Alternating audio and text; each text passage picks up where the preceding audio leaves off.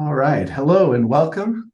My name is Sean Butler. I'm the marketing director here at BYU, and I want to say welcome and congratulations on what's brought you to this point. This is an info session for the full-time MBA program here at BYU's Marriott School of Business.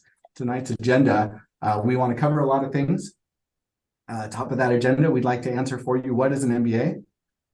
Is an MBA for me? Are you the right person for an MBA?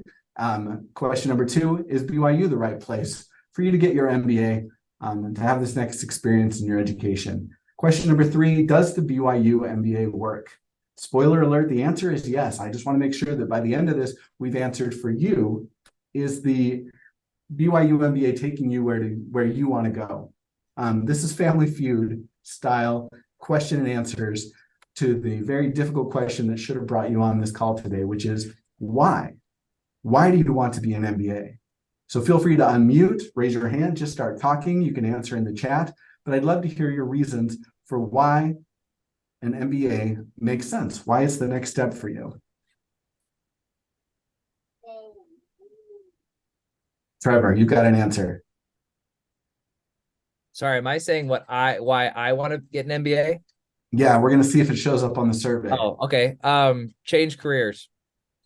Change careers is actually number 3. To switch careers to get a better job. Is that kind of where you expected that one? Yes, exactly. All right, I'm looking for more answers. I'm not afraid to call on people as I see them. Tyler's got one. Did you say me? Sorry. Yeah, Tyler Doman, you're at the top of my list. Mine's kind of specific. I guess maybe it could be linked into switch career, but I'm interested in becoming an entrepreneur through acquisition. And I think an MBA could help. There we go. Yeah. I think an MBA could help with network and just rounding out skills that could help me in that goal.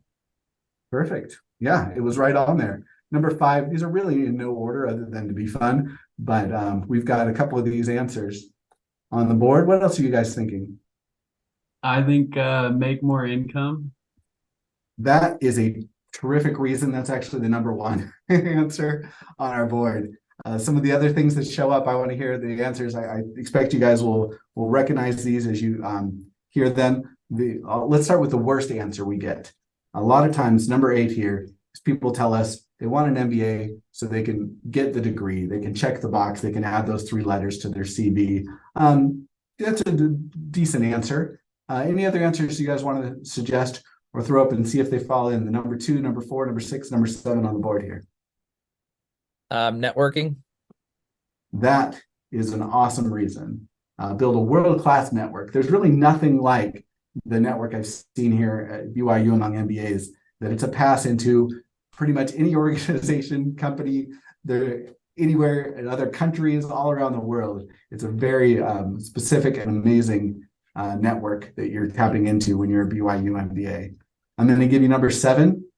This is a great reason. Personal development. This is to become better, to improve yourself. It ties in to number 2 here. Develop some top tier skills, increase your abilities. Is anybody here for that reason? All right, see some nods, see some hands going up. And mysterious number 4, this is the social consequences. This is to create a better impact. And I'll just share with you, these are some of the reasons why you might be here tonight, some of the reasons why you might be looking to get an MBA. And the honest truth is these are all great reasons. You're in the right place. These are fantastic things, and these will all be delivered to you as part of your BYU MBA experience. But I will tell you, there's more to getting your MBA than these reasons. What you actually get when you earn your BYU MBA is nothing less than a life-changing transformation. That sounds grandiose. It may sound a little overstated, but we really have delivered on that year after year, class after class. That people come in with one trajectory to their life, at one place in their life, and they're unsatisfied. They feel stuck, or they feel like they need a change. And the BYU MBA is a great changing place for creating that transformation in your life. I want to read a quote. There we go. Dan, would you mind reading the quote from one of your former favorite students? Yeah, so this is a pretty typical email that's a pleasure to get. I'll introduce myself later, but it's pretty common to hear messages like this when we message the students that their abilities are going to grow as they're here in the program. We push hard. It's a challenging program, but it's one that people, when they jump in, find this transformation. And the student said, we were right about this transformation in abilities. I've noticed I'm managing my time better, understanding more, participating more. I found this hard to do it at first. Thanks to the program, I'm feeling this transformation. We hear this sort of thing really regularly. At what point in the semester do they tend to send this kind of an email to you? This is a few weeks in. It starts right away. This is what we're going to cover over the next 25, 30 minutes with you tonight. We want to make sure we share with you the reasons that BYU MBA is going to transform your life and be able to help you become the person you're trying to become and go the direction you're trying to go. The voice you were just hearing is Professor Daniel Snow. He's the current programs director for the MBA and executive MBA programs here at BYU. His short bio is he rejoined BYU in 2010 from Oxford University Said Business School. He was a fellow at Exeter College, which is also Oxford. Prior to that, he was a chaired assistant professor at a little school called Harvard Business School and a lecturer at a couple of other places, Wharton, the Tuck School at Dartmouth University. What else is interesting on here is he's won lots of awards for being both a great researcher, a great teacher, a favorite to so many of the students in the supply chain program here. And also he's taken great strides forward with the MBA program. He has a PhD from Berkeley Haas School of Business, an MBA from right here at BYU. So when he tells you about this program, he knows what he's talking about. And he also did his undergrad here at BYU. Dan, thank you for being on this call. We're excited to have you here to actually have the program director. You guys don't know this if this is your first one. We usually don't have Professor Snow or Director Snow attending these in person. So I want to make sure we give him time to talk through some of the bullet points that we would cover and then keep him on at the end for Q&A. Dan. Thanks, Sean. It's a pleasure to be here. Thanks for taking time out of your evenings to be here or wherever you are in the world. I'm assuming it's evenings. As Sean teed this up really nicely, I think this is a special place. We have a special MBA program. It's a world-class program. Taught by faculty who are world-class, full of students who are world-class, and our recruiters and the ecosystem around our students is world-class. The way that we think about what makes us different is that we have a double mission. And you see here on this slide, sort of the two halves of this mission. On the one hand, we push people. That note from Glenn was a reflection of the challenges that everyone feels in the first semester in their core classes, being cold called and being personally accountable for their learning. We develop people of intellect. We push hard on that. At the same time, we are also really serious about our mission to transform people and help them to become the best leaders they can be. People who will go out and live their careers with faith, live their careers ethically, be people of principle, and because our sponsoring organization is the Church of Jesus Christ of Latter-day Saints, we aspire to follow Christ in the way that we achieve excellence in our careers. Next slide, Sean. So sure. This I mentioned we've got faculty from all over the world, from fantastic schools. Probably like many of you, they have a choice of where they are, where they're teaching, and what they're part of, and that's true of our faculty as well. And but we choose to be here because we love the place. It's an incredibly high quality organization, and we get to work on the whole person, not just half of the person, as most schools do.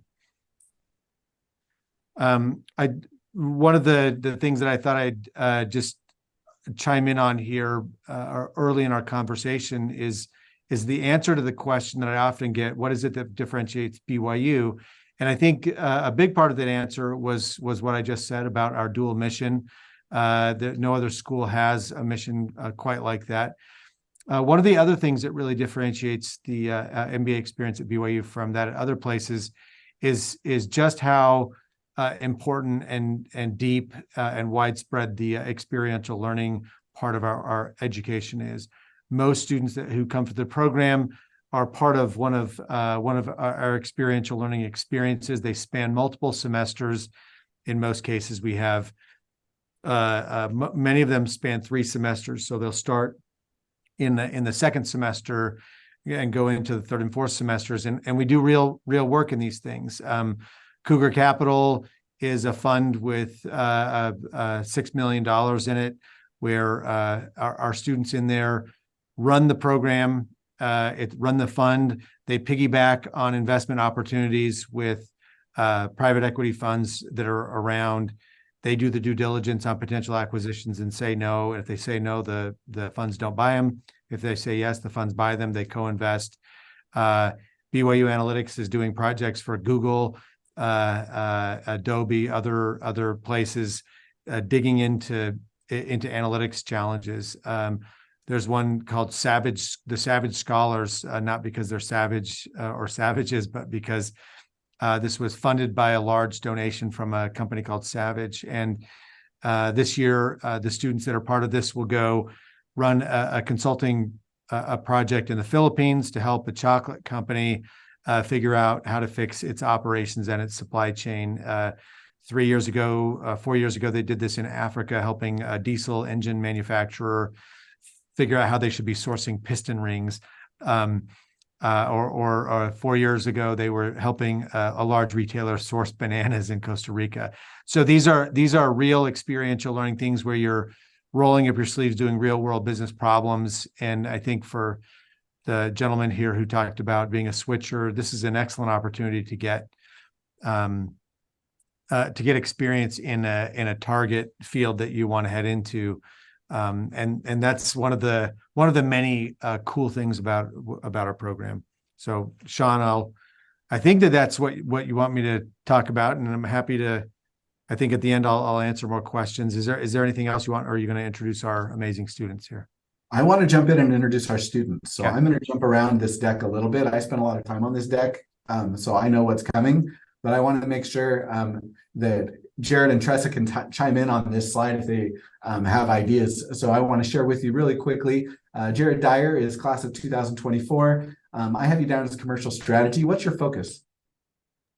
I am in the operations track, so I actually just finished a Savage consulting meeting just now. We're working with that company in the Philippines, so doing operations stuff here at school, but yeah, internship and full-time with Delta Airlines will be commercial strategy. Very cool. And Tressa Long is also with us, also class of 2024. So they're both second years in the current MBA program. She's business strategy. She just did her internship with Toyota. Tressa, do you want to chime in on Learn to Becomes? Yeah, I'll give a shout out for my Learn to Become. I'm the vice president of analytics in the marketing lab. It's a marketing research firm or consulting group where run completely by students, where we contract out with different companies and really dig deep into their marketing strategy, their brand, and help them with all sorts of different issues. So I just came from that meeting where we were working on hiring the next generation of marketing lab. It is a really great experience to help put into application the things that we're learning in class and really solidify all of that learning. I love it. Yeah, I understand that what we're trying to do is really give you the education to go and do the thing you want to do next, to know how to do it and to have the experience actually in that. Because when companies come looking for MBAs, I want to talk a little bit about placement, and then I want to hand the microphone back over to the actual students in the program. But this is some of the stuff that you might be here for. This was, back to Family Feud. People said to get a new job, switch careers, move into a new industry. With BYU, we do a great job of this. We have 100% internship placement each year, which is between your first and second years. And I think Tressa will talk more about this in just a minute. And we have 97% placement into jobs. The reason these are critical is you come back to school to learn. to grow, to develop these skills. But it's especially essential for us to send our alums out into the world with the experience they need to command higher salaries. And the reasons companies pay MBAs a lot of money is they're hiring someone with leadership skills, with real world ability to essentially, you've raised your hand and volunteered and said, I am the person that will accept accountability and lead a team or a brand or a product or a P&L and be responsible for that project start to finish. Sean, let me just kind of jump in on the numbers really quickly here. Where you want to, yeah. The full-time placement salary numbers don't look super impressive for a couple of reasons that are specific to BYU. One of them is, so if you look at the top end of the range for people going into consulting or other places, you'd see 165, 175, those sorts of numbers. We have a pretty significant number of our students that are international and go back to their home country. We have an HR track in our program that's one of the finest in the country, but HR jobs tend to be on a little bit of a different pay scale from finance and some other things. So we have, we'd be happy to dig into the numbers a little bit more for people that are interested in understanding the numbers around consulting. But my guess is many of you might be making these numbers already, but we're there you go. So go ahead, Sean. And Director Snow's exactly right. The downside of averages is for everybody on here that's walking into a 240 position. There's somebody that's taking a $60,000 or an $80,000 role, and they have options to do that. We could talk a little bit about student loans in a little while to tell you why you might have the option of taking a low salary. Typically, it'd be in exchange for equity in the business if you're entrepreneurial, which is up my alley. But we'll talk about where our students are placed after graduation. Let me make sure I have my screen control. So these are some of the companies you may recognize. A lot of these logos. These are companies that come specifically to BYU and recruit our students. Professor Snow mentioned that those salaries, may look different for each industry. So we like to show a statistic like this, that there's about a 78% increase in salary starting their MBA, or what their salary was for our students coming into the program, to what it is completing it. Again, that's an average. So there are people who are seeing, 100, 150, 200% increases on their salaries post MBA here at BYU, which is a good time for us to talk about locations where we move to. We find jobs and we place with companies all across the country, and 1% to 2% place internationally each year. Again, we're looking at averages, and this is the part where we ask about what is the cost for a program like BYU. The current average cost of an MBA in the US is $61,800 per year. I looked that fact up so I could share it in this slide. The true cost of a top tier program is really about $15,000 to $20,000 more than that.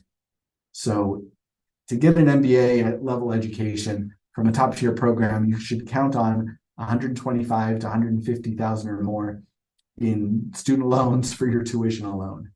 With BYU, the average cost for the MBA, the tuition for the MBA is $15,000 per year. So your 2-year total tuition is $30,000, $60,000 non-LDS. And it's really because, as Professor Snow was sharing, that tuition is especially subsidized by the sponsoring institution, which is the Church of Jesus Christ of Latter-day Saints, because this MBA program aligns with their goal of creating Christ-like leaders who will go out and transform the world. It's really incredible. Here's a quick comparison of some other schools based in order of average debt on graduation. I love this chart. I think it's fun. I know that some of us on this call have personal experiences with some of these universities, and it's real. I have friends that graduated from Duke with $200,000 in student loan debts, and at 7% interest, that's basically a second mortgage. Awards that are worth discussing: top 10 most competitive students, number 2, MBA for human resources, number 2 for inspiring and supportive instructors, most affordable top MBA program. Some of my favorite ones aren't even on here. We are also ranked #1 for the most family-friendly MBA, #3 in innovation, #1 in ethical career preparation, and then we covered best trained graduates is #1 ranking for BYU. Again, rankings we're very proud of, but at BYU, we don't chase those rankings. We feel that they're more recognition for what we're doing that is working, that we know is the right way to move forward. And it's always nice to get recognized for the stuff that's already part of our plan and our agenda. The next part of this presentation is really going to answer questions for you. Again, if you have questions, share them in the chat. You can raise your hand digitally on here, and we want to make sure we cover those. But we're going to talk through the program structure itself, areas of emphasis, experiential learning, the international travel, and case study examples. So a lot of this will not be Sean talking. It'll actually be back to Jared and Tressa handling this. And to key that off, I want to tee them up with a good question. Let's have Tressa, ladies first, right? Would you address the question of how BYU MBA has delivered on that promise and been life-changing and transformative for you? Yeah, and I think for years to come, this question will still be developing, or my answer to this question will still be developing. But just a little bit about me. I came, but prior to this program, from 8 years of elementary education, and I was very confident in my career path and what I was going to be doing for the rest of my life. You know, as I'm sure a lot of you have experienced, there are just shifts in your life where you realize it's time to make a change. And for me, that happened. And the MBA program was that change that I needed. How has the BYU MBA transformed me? Oh, a lot of different ways. It's transformed me into a somewhat timid elementary school teacher into I feel very capable businesswoman, but also it's helped me to understand how I can take the skills that I was developing previous to this program and apply them in multiple settings. That has been really a powerful thing for me to understand. Previous skills are transferable and really beneficial. Another way that it has transformed me is it has increased my capacity. It's increased my capacity to carry heavy loads, to care, to empathize, to think critically, to come up with creative solutions that I really didn't think were possible anymore. And like I said, I really do believe that my transformation is not done, and I'm still very much cooking, and I will be for years and years to come because of the influences of this MBA program. I think Tressa hit it really nicely. Just a couple of things to add on top of that. For me, it's been awesome to be back in an academic environment and get to just learn and pursue new interests. There is really neat opportunity to not only go into depth into projects and subjects, but also to gain breadth. So I'm in the operations track, but I'm taking a lot of finance courses and really enjoying it. It's also been a neat opportunity to be really in a family environment. We're on the smaller size for MBA programs, about 100 to 150 per year, which means I know everybody in the year. And it's been awesome to get to work in teams with them, especially your core team. We're going to talk about core classes later, but you spend most of your first semester together, and they're some of my best friends now. And so to learn how to work in teams, to navigate teams, to lead teams, as well as understanding strengths of others, understanding your own strengths and weaknesses has been a really useful tool. And it's been awesome really to reflect back on coming in as a wide-eyed first-year student a year ago to now, and just seeing the growth in myself and growth in my peers around me. Love it. Great answers. Thank you guys for doing this. They didn't have a ton of preparation other than they've been in the program for the last 3 semesters to answer these questions. The next thing I'd love for you to address is just talk about the peers that you've connected with and the lifelong network that you're now part of. Yeah, I can kind of keep continuing that. I touched on a little bit. BYU has a really awesome network. One of the benefits of being a smaller cohort is whether it's your current connections or alumni from recent graduation years, they're all willing to go to bat for you. In my case, for example, I was interviewing at 4 or 5 companies last year, And it was BYU students who had graduated who were already there, who were helping me to get a foot in the door and introducing me to the people that I needed to talk to in order to get interviews and really shoot my shot and have my best chance. And so from a recruiting perspective, it's a huge help. That's how I got my internship and full-time offer at Delta, but also just as opportunities to expand your network and to be able to get to know people from across so many different industries, really sharp people, has been a huge benefit. Well, and before Tressa, if you wanted to answer on this one, I just wanted to hit Jared with this. How excited are you about your new job opportunities and what you see going forward after graduation? I'm super excited. I came from data analytics. I did 3 years of that at Purple, the local mattress company. And I was very kind of siloed into just doing analytics, not as much on the strategy or bigger picture decision making that was going on at the company. And so Delta's got a really neat leadership rotational program. I'm going to get to rotate around the company, develop myself as a leader, and really start to gain that breadth that I need as a foundation to be a cross-functional leader. So I'm stoked. That sounds so great. That's a wonderful, like I said, trajectory for the next, half dozen years of your life. You know exactly where you'll be and what you'll be doing with a world-renowned company. We have a couple of associations here. I mentioned our ranking as the #1 best family-friendly MBA program. That is well-deserved. I've been here for about 90 days now in this role. I just moved from North Carolina out to Utah to step into this position. And there's already been 3 babies born in the program since I've been here. So it is a family-friendly program. There are lots of awesome opportunities for you outside of classwork. And I'm glad to have Jared and Tressa on here to talk a little bit about what those experiences feel like for the students.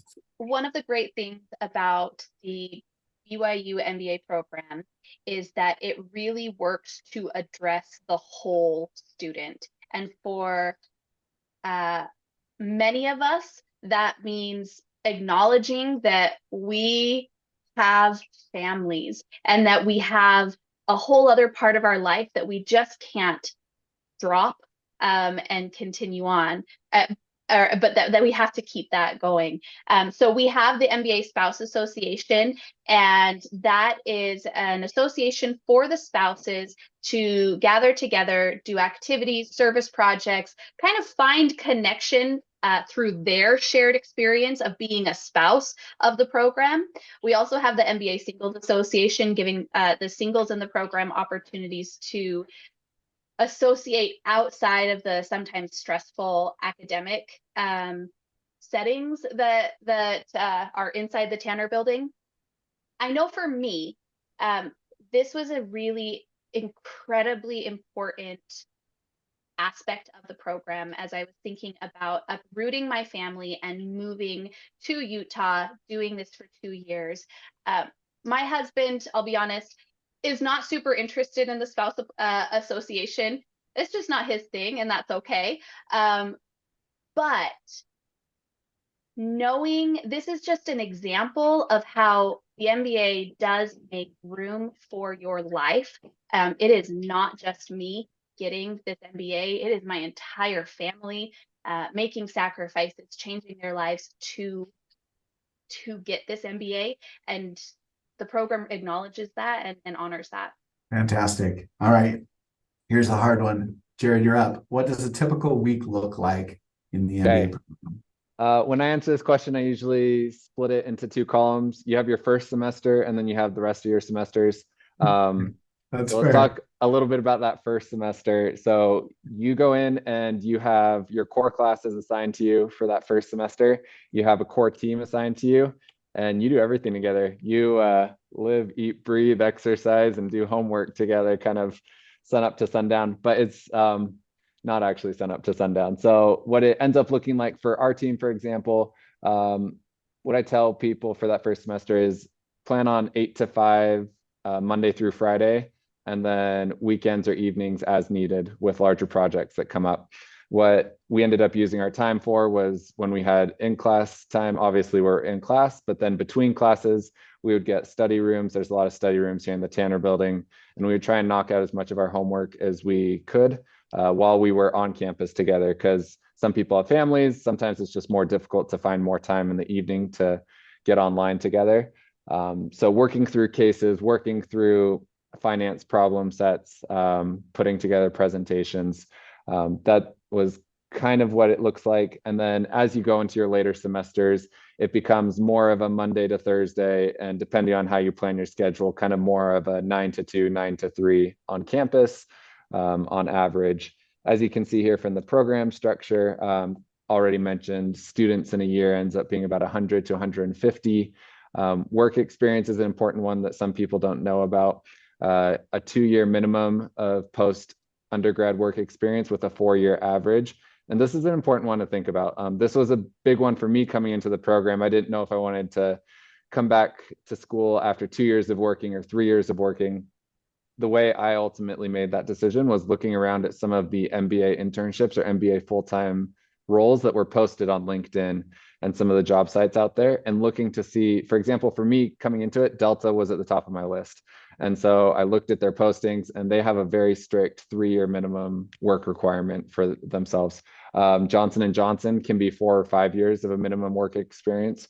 So if you already know that you want to go into a certain industry, that's one thing I would recommend, is looking around at some of the MBA sort of roles and internships and making sure that if there is some sort of a 3 or 4 year minimum work requirement, that you're aware of that. But what's really neat about having, I was just going to say one more thing that's really neat about having that work experience is it really up levels the conversation that you're able to have in the classroom. You've got people from financial backgrounds, from analytics backgrounds, marketing, teaching, and it's really neat to have those cross-functional sort of discussions as you're going through your core classes and beyond. What you're seeing now is just a layout of the program structure across the 2 years. It's a 21-month program, and Jared articulated that your first semester, you don't have any agency or choice, I think is the way that Dan presents that at orientation. And then as you're progressing semester 2 and semester 1, year 2, and semester 2, year 2, you have much more freedom to be pursuing those paths. And I'll tell you, there's nothing like semester 2, year 2 is just a fantastic place. When you know where you're going, most of the time you have your job already lined up, you're picking your own electives, you've done your internship. It's a magical time. Anything else worth talking about on this slide? I feel like I need to follow up with that first semester. Honestly, while it is one of your hardest semesters, it is probably going to be my favorite semester by the time that I graduate. Some of the coolest experiences, some of the most bonding experiences, some of the coolest classes. You get Dan Snow as an awesome core professor, amongst other awesome professors. This is really like the foundation of everything else that happens in the program. And it ebbs and flows. You're going to have some late nights, some longer weekends, but it is a super rewarding experience. It's hard. I want to address one of the things that's coming up in the questions. I think Dan is also replying to it. But could you realistically work part-time? This is from Norman Villaroman. Could you realistically work part-time or do other things in that full-time MBA program? Tressa, Jared? In that first semester, not only are you not allowed to work full-time, but you can't. I maybe be a little bit negative, but I found that in order to get the most out of my experiences, because there was so much offered, you really need to focus on those classes. In this second year, I'm working part-time on different on-campus jobs. I know other people have already started working part-time for their future full-time positions, and there's a lot more flexibility, but it's really a service to yourself to keep focused on the program, especially in that first year. I'll build on Tressa's answer. It's because it's a good question. And mine's a kind of a high level strategic, maybe even like spiritual, philosophical answer. You're taking off 2 years of your life. And this is a huge investment. And what we find is that the students who roll up their sleeves and make the most of their educational opportunity and make the most of these experiential learning opportunities and find the people that they're going to build their next company with, and those sorts of things are the ones who are most successful. If we set tuition intentionally low to make it so that people aren't having to go work part-time jobs to make ends meet, what we want this to be is a place where people are solely focused on tooling up for the next stage. And I think one addition that I would make to that, because I know there's been some questions about EMBA floating around in the chat. If you're already at the company that you want to be at and you want to go through an MBA experience and keep working through it, that's maybe where an EMBA starts to make more sense, right? And that's for people who are usually more progressed in their career, 6, 7, 8, 10 years into their career, they continue to keep working full time at their company and kind of do the MBA congruently. But like Dr. Snow said, the full-time program really is meant to be full-time, and it's all in, and that's where the transformation happens. Perfect. Is this a good time to insert that EMBA versus MBA question? Yeah, I'd be happy to address it briefly. So these are two different programs. The MBA, the full-time MBA program is built around people who are doing a level up or who are doing career switching. The average work experience in the full-time program, as was mentioned, is about 4 years. We have very few people in the full-time program who are beyond like 7 years. We generally discourage people from coming to the full-time program if they've got much beyond that because it's not well suited to them. The EMBA program is built around people that are a little bit farther along in their careers. Generally, they are not switchers. They're people that are wanting to stay in their jobs and maybe get a promotion or are thinking kind of abstractly about switching companies. As I think I mentioned, the average years of work experience post-graduation, there's 11. We, in very rare cases, would admit somebody with fewer than 7 or 6 years of work experience into the EMBA program. It costs about double our full-time MBA program. I don't know if that, Norman, does that get some of your? Yeah, it actually does. Thank you. Very, very good points.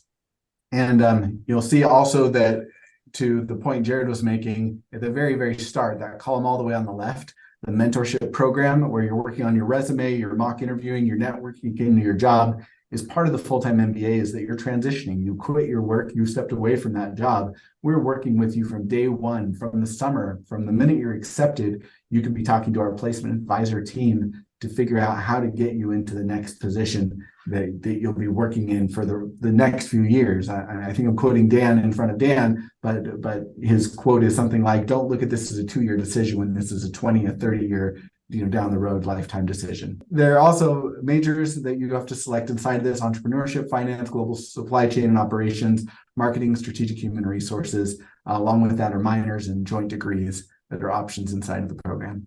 I'm going to lean on my current students to talk about this slide. I see Camp Williams here. There are a lot of really great opportunities that the BYU MBA program puts to help us put our learning into application.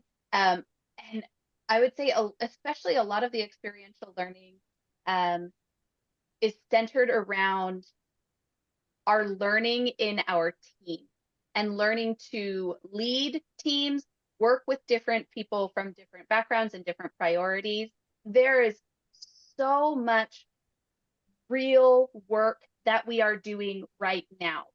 Next week, I will be presenting to the CEO of NERSA about our recommendations on how he should scale his company in the next several years.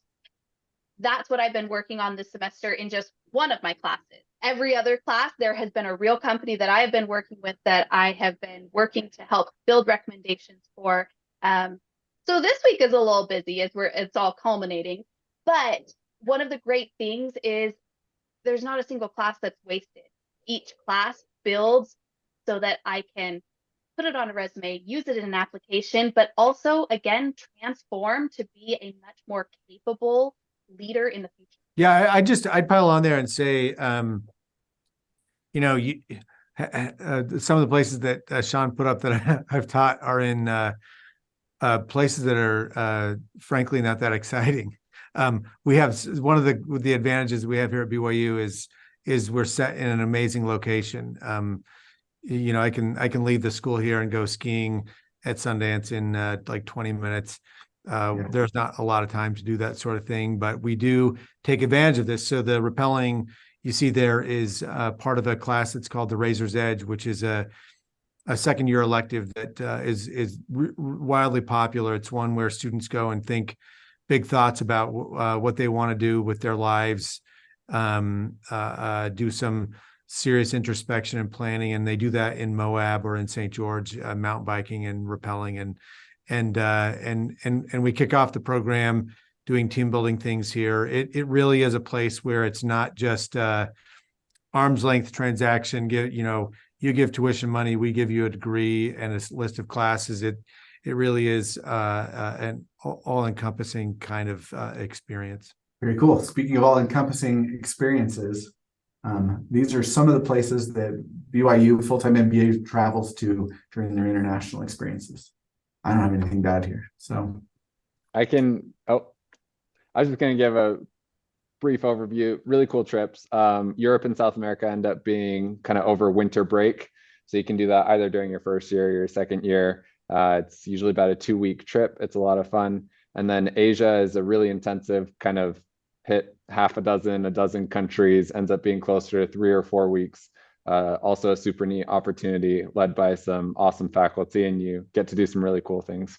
So really neat place to be here at BYU with a lot of people speaking second languages, having mission experiences to get to go on the road and experience more of the world together. I'm glad you brought that up. Here's a fun fact. 68% of our program speaks a second language or is bilingual. So yeah, we really do believe in including the whole world in our studies. And it's one of the reasons that recruiters come here and love our students. They view our students as turnkey leaders. You come here and hire someone, and you take what is an excellent background, combine that with an excellent education, and you have somebody that you can plug right into an organization to lead and to make a difference. And that, regardless of the kind of field, whether it's finance or operations or marketing or organizational behavior, any of the things, being an entrepreneur, our product, it sounds funny to say it this way, but our product is excellent leaders. And our recruiters know that we have people here who have broad experience. It's part of our brand that we have people who speak other languages or are familiar with other cultures or who have values that cause them to make ethical decisions, and that's an important part of who we are. Awesome. And one of the ways we show that we are leaders is by winning case competitions. Does anybody want to take a stab at explaining case competitions for non-MBAs? Case competitions are really neat opportunities. They're sprinkled throughout the year. And these are opportunities to pull together a team with some of your classmates. You usually get some sort of a prompt to work on over a certain period of time, be that 48 hours or a week or 2 weeks. And you put together a recommendation based on the business problem that you've been given. And then you go and present a polished slide deck with your recommendation. And BYU has done really well. Whether it's supply chain sort of competitions, our venture program with Cougar Capital is extremely strong. Like you see down here, human resources and OB also have good representation here. So while these opportunities are kind of sprinkled throughout the semester, it's a really neat opportunity to jump in, create some bonds with some new peers in the program. And because of the hands-on learning experiences, because of the way the BYU program is structured, it's left us with a really useful toolkit that shows well when it comes to these competitions. We're missing one of the biggest marquee ones. In the last 3 years, our MBA students have won the International Venture Capital Investors competition, VCIC, beating all the schools that you'd line up there, and Stanford and Harvard and those kinds of places. And our students are really remarkable. Yeah, we need to update these slides because we keep winning them. Also, the Faith and Belief at Work case competition isn't on here, and the Carnegie Mellon International case competition isn't on here. So it's a constant job for your marketing team to keep up with what the MBAs are doing. That's really what we had in store for this presentation. In closing, we want to make sure we cover some of the most asked questions people have about applications, deadlines, and next steps for admissions into the program. So bear with me. This is kind of the nuts and bolts of what we want to cover here. But to get into the program, there are really 8 things that you have to cover. There's a resume that we expect to see, a standardized test score. Typically, that's the GMAT or the GRE. Both of those are a really enjoyable time. 2 letters of recommendation that should come from professional relationships. And that means we don't want to see family or church or a volunteer organization necessarily on here. We want to see a business recommendation made. Then there's a statement of intent that I'll come back to. Your ecclesiastical endorsement is your church leader or someone will vouch for you to get into the program. We want to see your transcripts from your undergrad. There's an application fee, and then there's an interview that's extended by invitation. Statement of intent is really an interesting piece here. If you guys have questions about that, it's typically 1.5 to 2 pages where you tell us the things that the admissions committee would be interested in knowing about you as an applicant, and where you want to go in your career before up till that point and beyond your MBA, and how you're going to be successful, so that we can tell how BYU may help you become that next or arrive at that next stage of your career. These are some of the other questions we typically get at this stage in the conversation. People ask what an average application stats look like for us. We covered some of this earlier. A key thing here is that we're looking for a personality or a cultural fit of being a professional team player who's accomplished, who's progressing, a person or an individual who's taking on responsibilities and pushing themselves, challenging themselves, volunteering for leadership roles, and showing progress over the course of their, those years of work experience. There's a brand new GMAT that came out. It's only 3 sections of 45 minutes each, which, if you've been tracking the math, that is half the length of the previous GMAT. You can sit this test in about 2 hours and 15 minutes instead of 4 hours.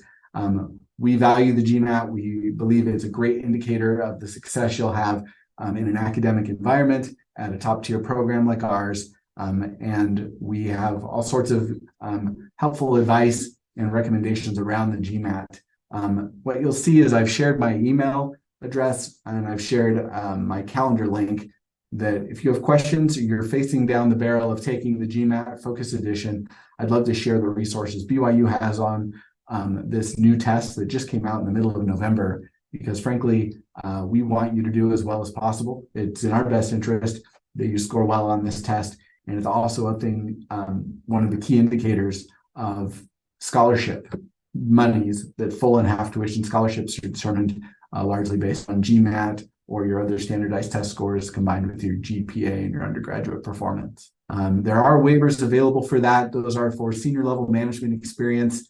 It's very difficult to achieve these waivers. We expect you to take this test or a similar test from this, and it's a separate process to apply for a GMAT waiver. So we expect you to apply for the program first, and then separately, if you feel you qualify, these will be evaluated, as you can see here, on a case-by-case basis. We really want you to have strong quantitative skills. So if you're a CPA, you have a CFA designation, that would be it. You can't just tell us, I use PowerPoint and Excel, on a regular basis. That's not really going to qualify you for what we're looking for here.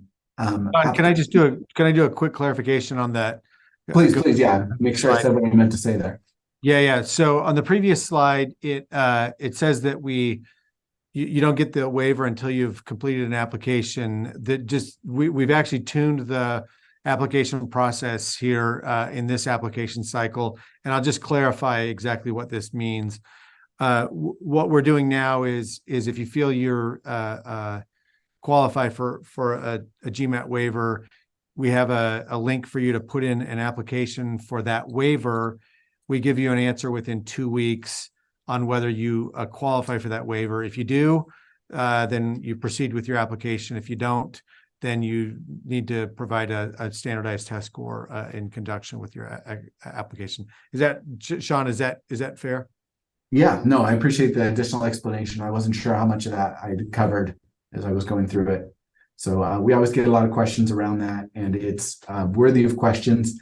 I will supply again in the chat that link to have a one-on-one conversation with me or a member of the admissions team, because I understand there are lots of scenarios where you might have questions regarding being able to waive the GMAT. I'll end by saying it's an awful test. It's one of the 5 hardest things I've done in my life. I took it twice. The first time I took it, I didn't get the score I wanted. I got a bad score. I'd only studied like 20 maybe hours. So I challenged myself to put in 100 hours of study. I probably got pretty close before I took it again that second time. And it's brutal. It's hundreds of dollars and 100 hours of your life that you won't get back. But that test really is showing us that you can do hard things. I love that I took the GMAT twice because it's part of the, it tells you it tells me the kind of character I have and the willingness I had to go in and do something that I knew was going to be a struggle and a hurdle. But there's no way around it. It was a 4-hour test back then, and taking a 4-hour test twice in about 3 months was brutal. Can I share a little bit about the application process? Yeah, sure. Lean into your microphone. We'd love to hear it. I know for me, as I was sitting in this info session, I don't know, 2 years ago, the application process was a little bit intimidating in that I felt like I had to say, oh my gosh, I have to prove to them that I am the best candidate out there, and I don't think I'm the best candidate out there, and so how am I going to do this? And it was a really intimidating process.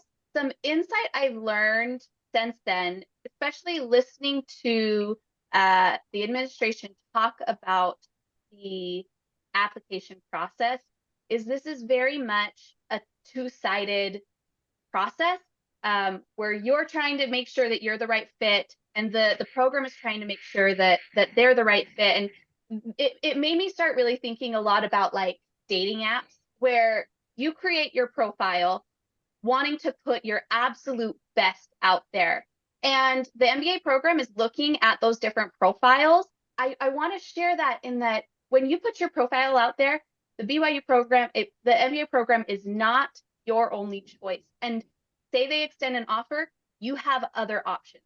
So the commitment is not terribly, however, when the program extends an offer to you, that's a strong commitment. And so that's why they look so strongly at that application, at your dating profile, because they're trying to glean as much information as possible to make sure that they feel really confident and comfortable with this commitment that they're extending to you. I think that's a little bit of a better mindset when you're looking at this application process. You're not trying to beat out everybody else. You're trying to show exactly who you are so that the program can feel so comfortable and excited committing to you. And just nuts and bolts after that kind of crazy analogy, I found it really, really helpful to highlight leadership, highlight my growth potential and my growth opportunity. And even if it is not in a situation where you think that they're normally looking, I was in a classroom for 8 years. I didn't think that they would see quite the same value. Highlighting your leadership, your ability to think critically and to reach is what they're really looking for, especially that culture fit. So build your profile to show the best you, but don't worry. Take a breath. You'll be okay. Beautiful. Thank you so much for sharing that, Tressa. Hopefully that was exactly what some of you needed to hear. There's a couple of other questions that came up. We'll cover those. We're at the hour right now. So I'm going to flip to the slide that has my Calendly link on there. When you hit that Calendly link, it'll give you our office phone number, and you'll schedule the time that works for you. Those are done in 15-minute increments, but we don't hold to hard and fast to 15. Typically, those roll over right into a 20-minute call. And you'll get that number to dial from wherever you are. You dial it on your cell or WhatsApp. When you can reach our office, we'll answer those questions and talk through your situation. Make sure we've helped you clarify what you need to know before moving forward. The other thing I do want to feel like we've covered, otherwise we'd be remiss, is if you're currently in the undergrad program, the graduate +2, meaning if you don't have that 2 years of work experience, you can apply to the program and be accepted and then defer your entry date, your start date for 1 to 2 years, even 3 years deferment. If you want to be accepted in, apply for the program, and then have us hold that spot for you while you get the necessary work experience.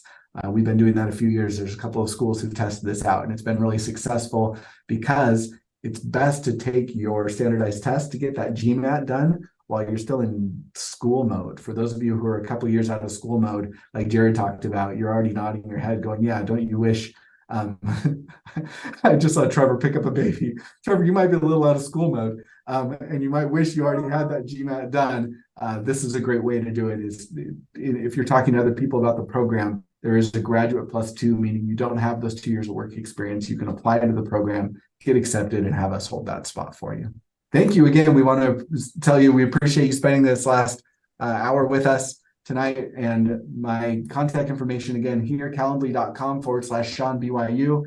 You'll get into that, and it'll allow you to schedule that 15 or so minute conversation with me so we can jump on and address your questions. That's it. I appreciate my fellow presenters coming on, covering for me. Dan, it's always a pleasure to get a moment of your time. Tressa and Jared, great work. Have a good night. Best of luck, and we wish you success on this path going forward. We hope we can help you get through the BYU MBA program or to accomplish whatever the goals are that you have. Reach out to us. Thank you all. Have a great night.